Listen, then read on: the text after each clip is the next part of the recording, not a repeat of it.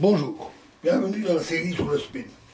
Alors, les groupes mathématiques sont en fait des objets abstraits, strictement abstraits.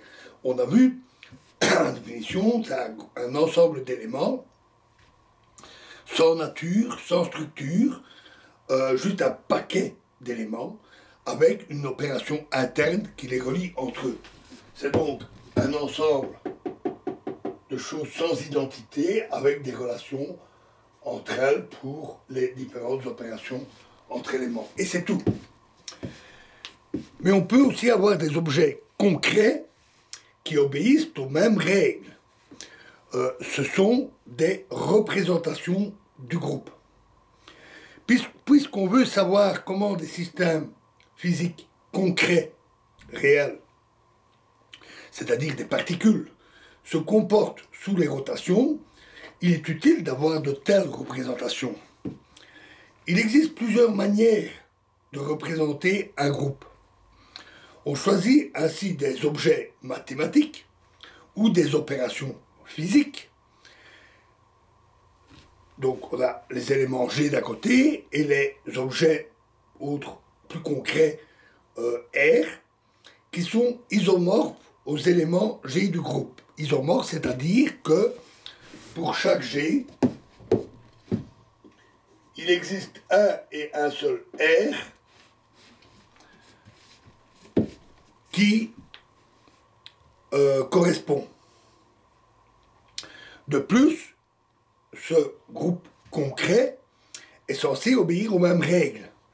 Et donc, on a aussi pour les opérations correspondantes, c'est-à-dire les opérations internes du groupe, et la manière de combiner, par exemple, les opérations physiques, on doit avoir la correspondance pour tout élément du groupe, G1 rond G2, si correspondent à ces éléments R1 et R2, alors R1 rond R2 doit correspondre à G1 rond G2.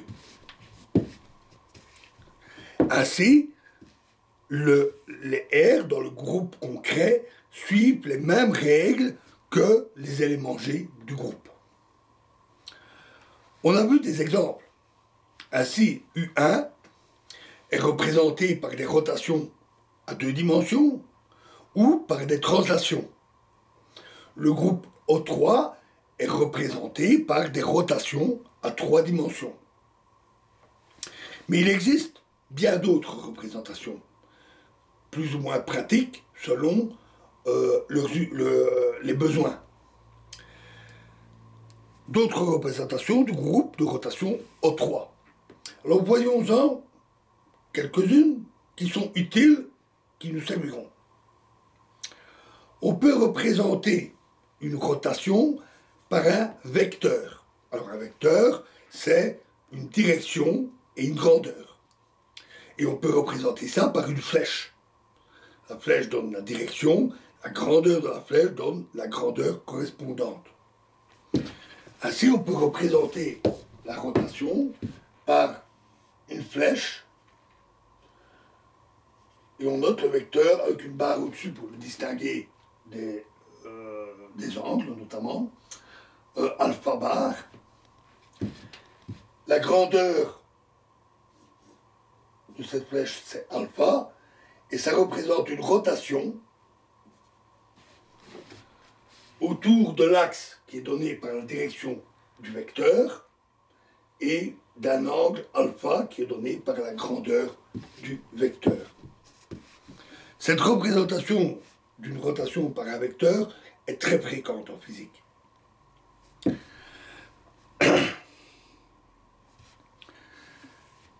L'angle de rotation peut aller de 0 à 2π, parce que au-delà, on refait les mêmes rotations. Mais pour une rotation supérieure à π, donc 180 degrés, on a la rotation équivalente, une rotation supérieure à 2π, supérieure à π, donc on va prendre une rotation presque complète. On a la rotation équivalente dans l'autre sens, d'un plus petit bout, c'est-à-dire de pi moins alpha. Évidemment, ici, le vecteur sera beaucoup plus petit.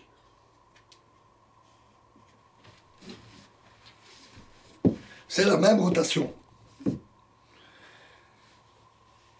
On veut que les groupes soient isomorphes, car une rotation correspond à un vecteur.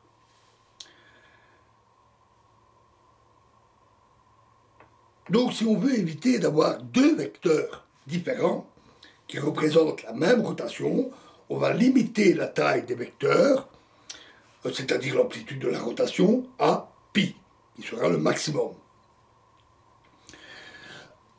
L'extrémité du vecteur, sa pointe, la pointe de la flèche, est donc située à une distance maximale de pi du centre de rotation. L'ensemble de ces points remplit donc une sphère de rayon égale à pi. Une sphère de rayon égale à pi. Ici au centre, ici on a les rotations d'angle pi, et ici les rotations d'angle 0, c'est-à-dire l'élément neutre du groupe. Et chaque point dans la sphère représente une rotation donnée, avec un angle donné autour d'un axe donné, un axe de rotation. Cette sphère est donc une autre représentation du groupe des rotations. Notons qu'il reste une petite redondance. Les points opposés, situés aux extrémités de la sphère, représentent la même rotation. Le point, ici, d'une rotation à 180 degrés dans cette direction-là, c'est le même que celui-là à 180 degrés autour de la même direction, dans l'autre sens. Si on fait comme ça ou comme ça revient au même. Donc, en principe, on identifie les points opposés. On considère que c'est le même point. Cette représentation n'est pas la plus pratique au niveau des calculs. C'est même assez compliqué de travailler avec ça. Mais elle a l'avantage d'être assez visuelle et elle peut être utilisée pour certains raisonnements. On y reviendra. En particulier pour étudier les trajectoires qui sont obtenues dans la sphère, c'est-à-dire une trajectoire dans l'ensemble des rotations, pas la trajectoire d'une rotation donnée. C'est les trajectoires obtenues en faisant varier continuellement l'angle de rotation dans la sphère. Donc une trajectoire dans la sphère correspond à un ensemble de rotations où l'angle et la direction varient doucement le long de la ligne, de la trajectoire. Ce genre d'étude des trajectoires permet d'étudier la structure globale du groupe, qui est aussi appelée topologie du groupe. On y reviendra bientôt. Voilà donc pour quelques représentations de base, et nous allons en voir une importante dans la prochaine vidéo. Nous allons parler de la représentation matricielle. Je vous remercie.